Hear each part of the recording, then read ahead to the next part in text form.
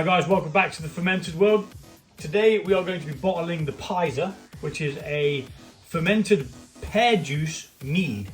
Now I let this go dry for the simple fact that when I added a bit of honey in a previous video, it was way too sweet. You couldn't taste the softness of the pears. It's quite delicate flavour, so we left it dry. Now it did go to quite a high ABV. It went to 17.1. That was unintentional.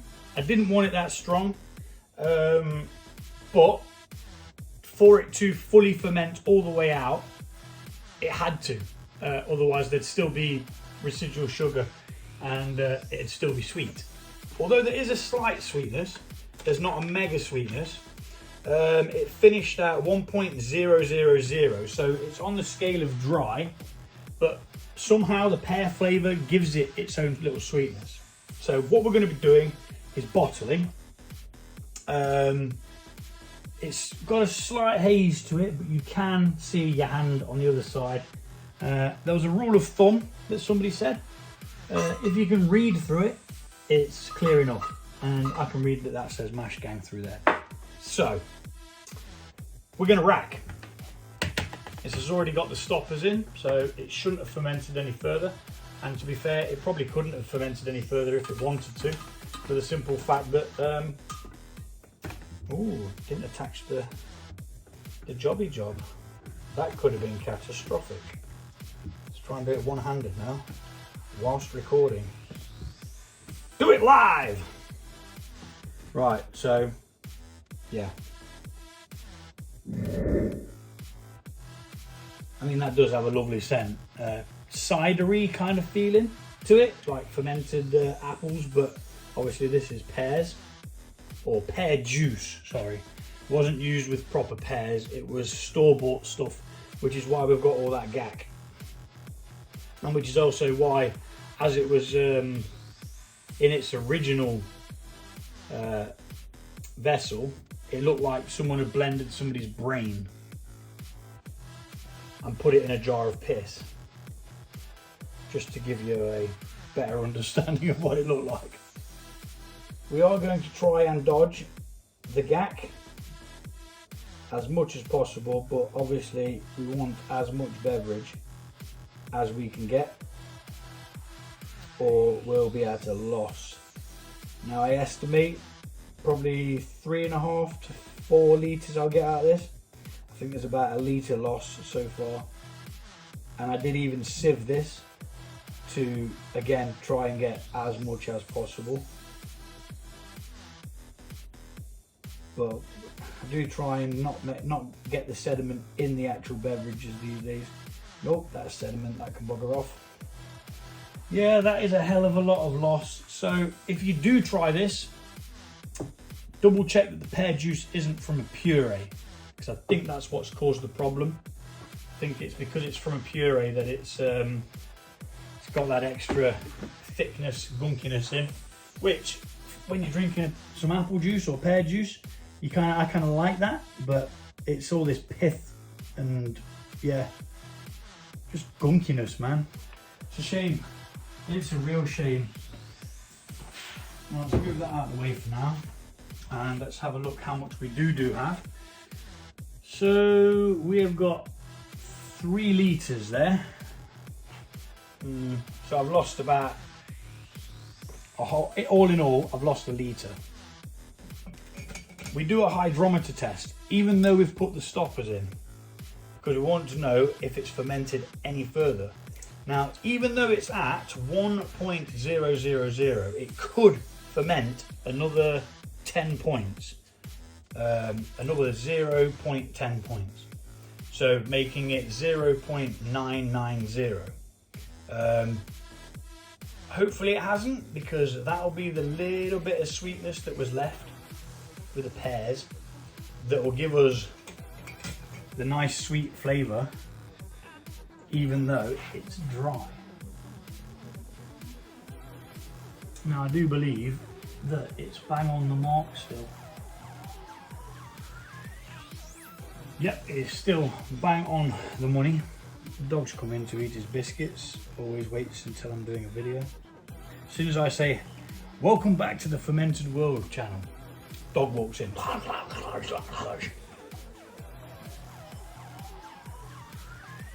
It's very, very subtle, but it's there. You can smell it.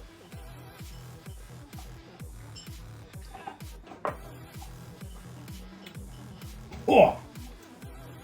But yeah, it's bloody strong.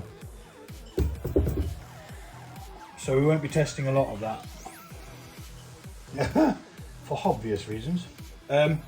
So I would recommend, if you are going to do this and you haven't already started it,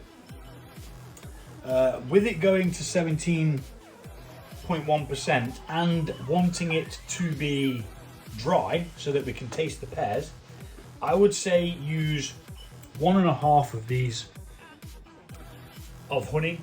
What it says is it's going to be 1,080 grams to be 1.5 of them. So you could probably round it up to about 1,100 if you wanted to.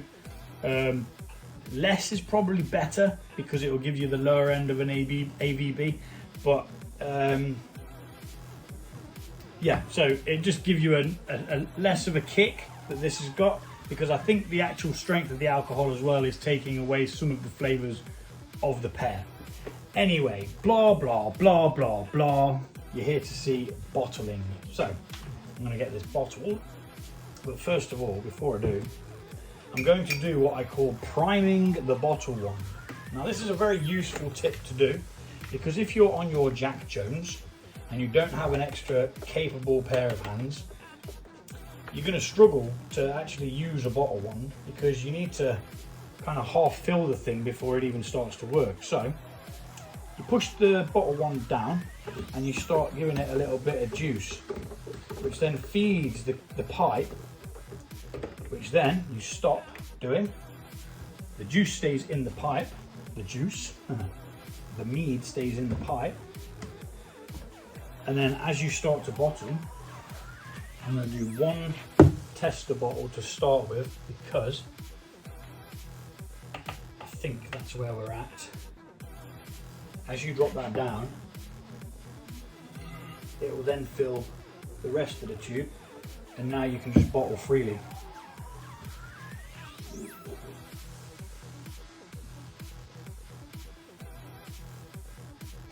Just like that.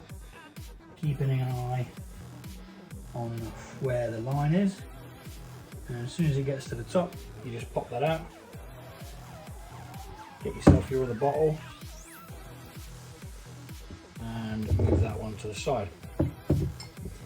And we're going to speed this bit up because I've got a couple more to do.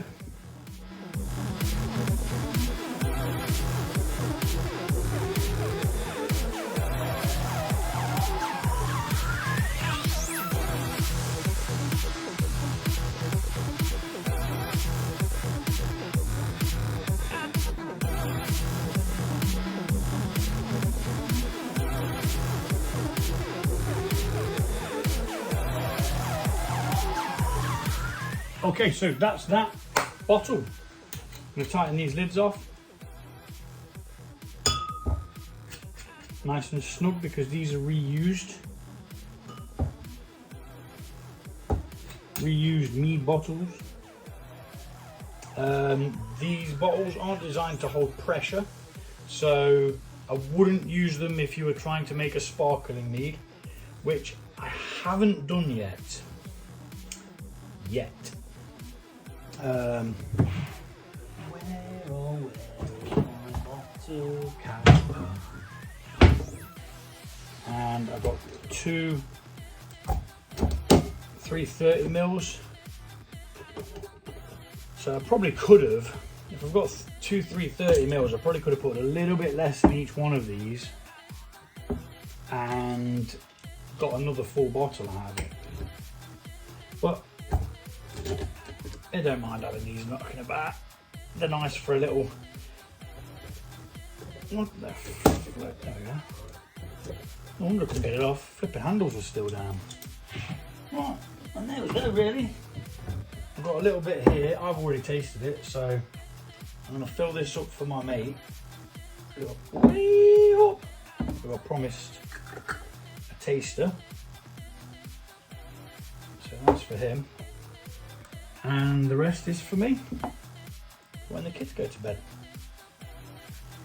A little drinky poo. Now, if you're wondering why I keep saying drinky poo, caution be had. Go and watch something called Trailer Park Boys. It's not as rude as it might sound, but it is a Canadian comedy series that is absolutely hilarious.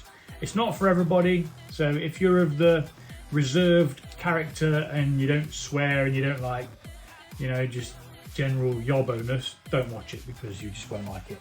But it really is funny, and there's a chap on there called Mr. Leahy who always has a drinky poo. So that's where that's from. And there you have it. 1, 2, 3, 4-ish bottles. Yeah. That is the Pyser, the pear mead. And look, it looks crystal clear now that it's out of the big jar as well. So happy days. Won't be any clearing or anything like that. And I shall pass that to my friend tomorrow. And I'm sure he'll enjoy it. That's the end of the video. Thanks for watching as always. It's just a dude in his kitchen brewing random stuff. No bullshit, no ads, just me in a kitchen brewing shit. Thank you for any new subscribers that have joined recently. You'll be seeing more of my mug, chatting crap and generally just making alcohol out of things. So yeah, enjoy. Take it easy, and I'll see you soon.